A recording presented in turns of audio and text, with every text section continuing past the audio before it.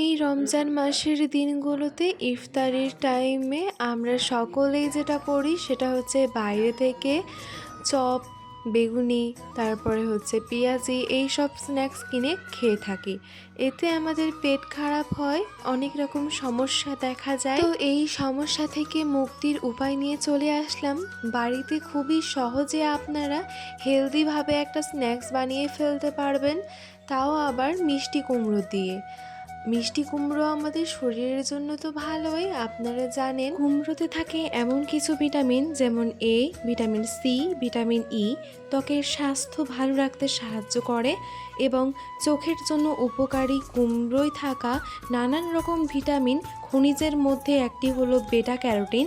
এই অ্যান্টিঅক্সিডেন্টের কারণেই কুমড়োর রং উজ্জ্বল কমলা হয়ে থাকে। রোগ প্রতিরোধ ক্ষমতাও বাড়াতে সাহায্য করে এই মিষ্টি কুমড়ো। এবার এটা দিয়ে যদি স্ন্যাক্স খাওয়া যায়, মানে ইফতারির টাইমে কিছু কিছু স্ন্যাক্স, ফলমূল এইসব খাওয়া মানে ইচ্ছে হয় খেতে। অবশ্য তেলে ভাজা জিনিস খাওয়া ঠিক নয়, কিন্তু আমরা সেটা ইগনোর করতে পারি না, আমরা খেয়ে থাকি। আর বাড়িতেই যদি এইরকম মুখরোচক একটা রেসিপি বানিয়ে নেওয়া যায় আর সেটা ইফতারির টাইমে খাওয়া যায়, তাহলে কেন কিনে খাবো বলুন তো ওইভাবে ক্ষতিকর জিনিসটা। কথা বলতে বলতে কিন্তু আমার পাতলা পাতলা করে মিষ্টি কুমড়োগুলো কাটা হয়ে গেছে। এবার পরবর্তী ধাপে চলে আসলাম। একটা পাত্রে এখানে নিয়ে নিচ্ছি পরিমাণ মতো বেসন। তো দেখুন বেসনটা পরিমাণ মতো নিতে হবে। তারপরে এখানে 1 চামচা দিয়ে দিব কর্নফ্লাওয়ার এবং কিছু মশলা, যেমন হচ্ছে হলুদ গুঁড়ো, মিক্সড মশলা, একটু স্বাদ মতো লবণ দিয়ে দিতে হবে। লবণ দেওয়াটা স্কিপ করে গেছে, অবশ্যই লবণটা দেবেন। এবার এতে অল্প অল্প করে নর্মাল টেম্পারেচারের জল দিয়ে ভালোভাবে মিশিয়ে নিতে হবে। এবার একটা স্মুথ ব্যাটার রেডি করে নিব। অবশ্যই অল্প অল্প করে জলটা দেবেন, একবারে জলটা দিয়ে দেবেন না, তা না হলে ঘনত্বটা ঠিক আসবে না। তো দেখুন হাতের সাহায্যে ভালোভাবে এটাকে মেশাতে হবে।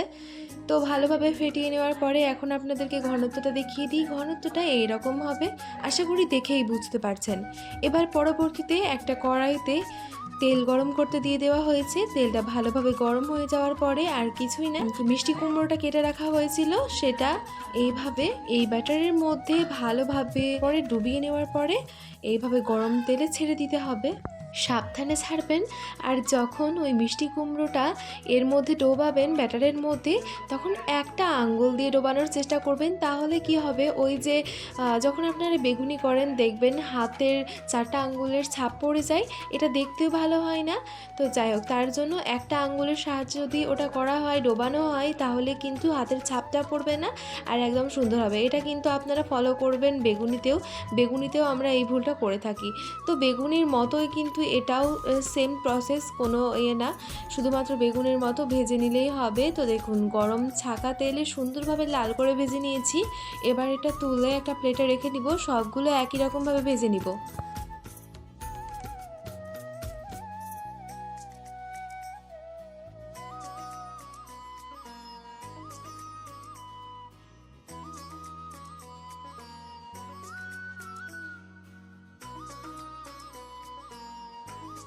তো যাই হোক, এটা এদিকে আম্মা করছিল আর এই সাইডে হচ্ছে কাটাকুটি করা হচ্ছিল, ফলমূল ইফতারির জন্য প্লেট সাজানো হচ্ছিল। তো আমি সেটা একটু ভিডিও করে নিয়েছিলাম আর কি।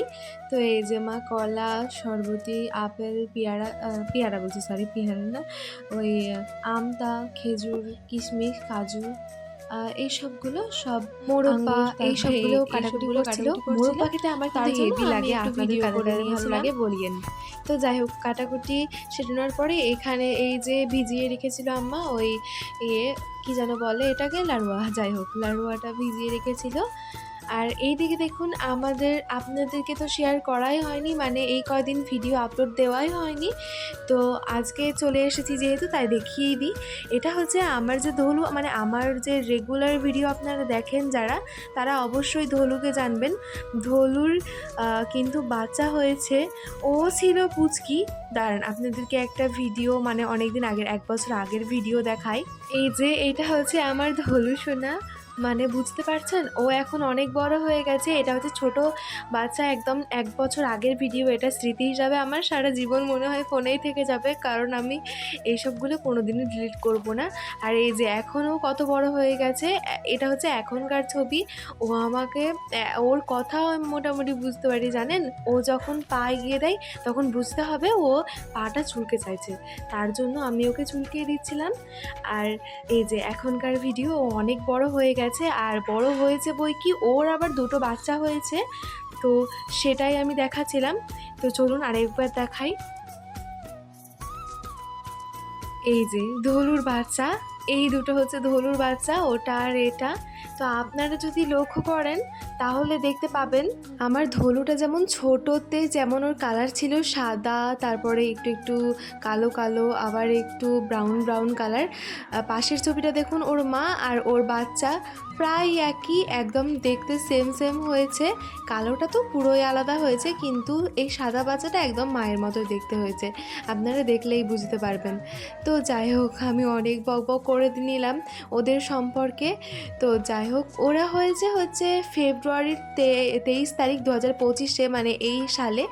আর ওর মা হয়েছিল আগের সালের 2024-এর ফেব্রুয়ারির 16 তারিখ। আমার ভালোভাবে মনে আছে, শুক্রবারের দিন হয়েছিল ওর মা। তো যাই হোক, তো অনেক বকবক করে নিলাম।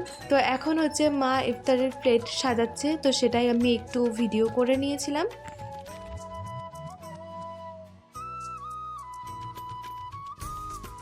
তো আলহামদুলিল্লাহ, আমাদের ইফতারির থালা সাজানো একদম কমপ্লিট।